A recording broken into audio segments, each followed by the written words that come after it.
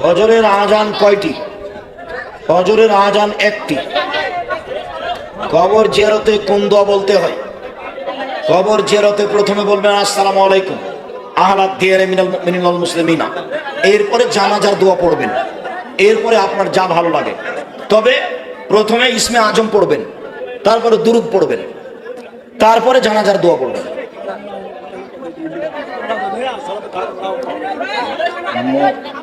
ও সলাতে কি আসসালাতু খায়রুম মিনান নাম ফজরের সলাতে হবে, তাহাজ্জুদের সলাতে নয়। আমি একজন হিন্দু পরিবারের সন্তান, আমি যদি এই অবস্থায় ইসলাম ধর্ম গ্রহণ করি তাহলে আমি কি আমার পিতা মাতার অবাধ্য সন্তান হব? না। পাপের কাজে পিতা মাতার অবাধ্য হয়, নেকির কাজে মানুষ পিতা মাতার অবাধ্য হয় না। আমি এখন হিন্দু, আমি ইসলাম ধর্ম গ্রহণের পর আমার করণীয় কি? বিদ্যা আছে, ছাত্র ছেলে মেয়েকে পড়িয়ে রুজি উপার্জন করবা। শরীর আছে, মানুষের বাড়িতে কাজ করে খাওয়া। করণীয় কি মানে? আরো 5 জন যেভাবে তুমিও সেভাবে। আপনি 1995 সালে সোনাতলা বন্দরে একটি আহলে হাদিস জামি মসজিদ প্রতিষ্ঠা করতে চেয়েছিলেন, সেই কথাটি কতটা সত্য? দয়া করে এইটা কি হয়তোবা চেয়েছিলাম, অনেকদিন আগে ভুলে গেছি। 4 রাকাত সুন্নাতের ক্ষেত্রে প্রতি রাকাতে সূরা ফাতিহার সাথে অন্য সূরা পড়তে হবে। হ্যাঁ, ফরজ হোক সুন্নাত হোক, যখন 4 রাকাত একসাথে পড়বেন তখন পরের 2 রাকাতে শুধু ফাতিহা। আর যদি ভিন্ন ভিন্ন পড়েন তাহলে কোনো কথাই নাই। তবে সব সময় 2 রাকাত করে পড়াই উত্তম। বেতের নামাজ হাত তুলে দোয়া কুনুত পড়তে হবে। মাঝে মধ্যে কোনো দিন কেউ যদি কোনো দিন দোয়া কুনুত পড়তে চায় তাহলে বেতের সলাতে পড়বে।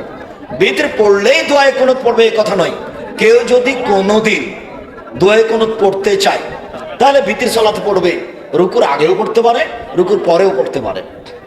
অনলাইন আল ইতিসাম টিভি জামিয়া সালাফে দেখুন, বিস্তারিত বিবরণ দেওয়া আছে আপনার ভিতর সলাতের। সহবাস করে ফরজ গোসল না করলে সব কাজ করা যাবে? জি যাবে, অজু করে করা ভালো, দেওয়াই স্বাভাবিক। তুমি চিন্তা করো না, তোমার অন্তর পরিষ্কার থাকলেই হবে, আল্লাহ ভরসা।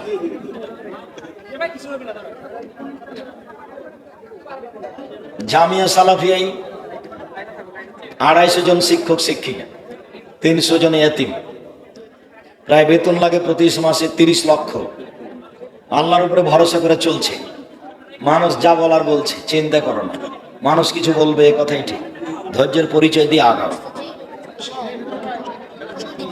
এই জালসার মাঠে ঈদের সালাতে 2টি খুতবা হয়, ঈদের সালাতে একটাই খুতবা হবে। জাযাকুমুল্লাহ বারাকাল্লাহ বারাকাল্লাহ, আল্লাহ তুমি কবুল করো, মাফ করো, কবরের চেষ্টা। শায়েখ আমি ব্যস্ত, তার কারণে যখন বাড়িতে সালাত আদায় করি তখন গরমের কারণে স্যান্ডো গেঞ্জি পরে সালাত আদায় করি। তাই কি হয়? কত সাদ তোমার, না কিছু বাদ দিলই। জুম্মার দিনে দ্বিতীয় আজান দেওয়া যাবে কি না? প্রথমে বলেছিলাম।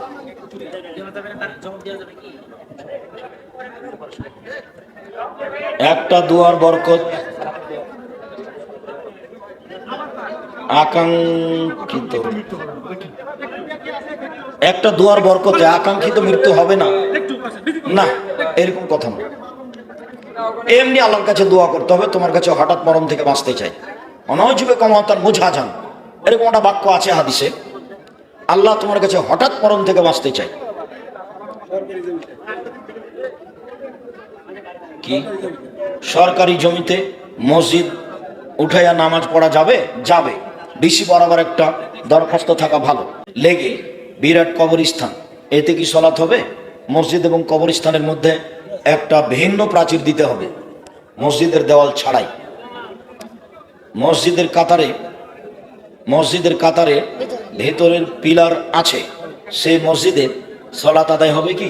পিলারের ভিতরে কাতার হবে না, ওটা বাদ দিতে হবে, সামনে আদায়।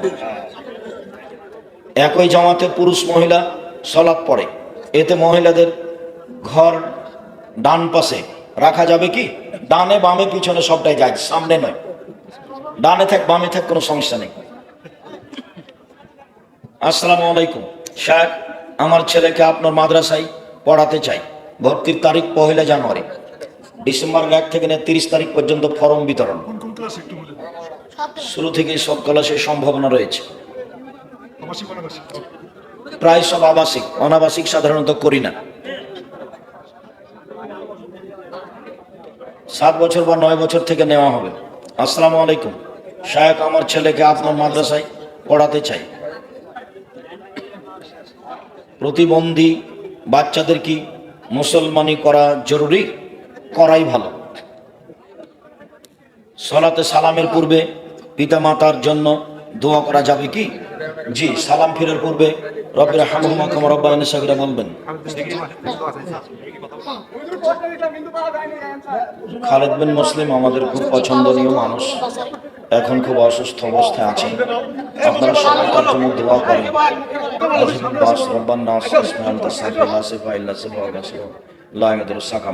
আল্লাহ, আমাদের যারা মারা গেছে তুমি তাদের কবরের শাস্তি মাফ করো। আমরা যারা অসুস্থ তুমি তাদের আরোগ্য দান করো। তুমি তাদেরকে তোমার রাসূলের পদ্ধতি অনুযায়ী চলার তৌফিক দান করো। আজকের আলোচনা আমাদেরকে মেনে চলার তৌফিক দান করো। এই জোরালো দাবি ও দাওয়াত তোমার দরবারে রেখে আজকের সংক্ষিপ্ত কথা এখানে শেষ করলাম। সুবহানাকাল্লাহুম্মা ওয়া বিহামদিকা আশহাদু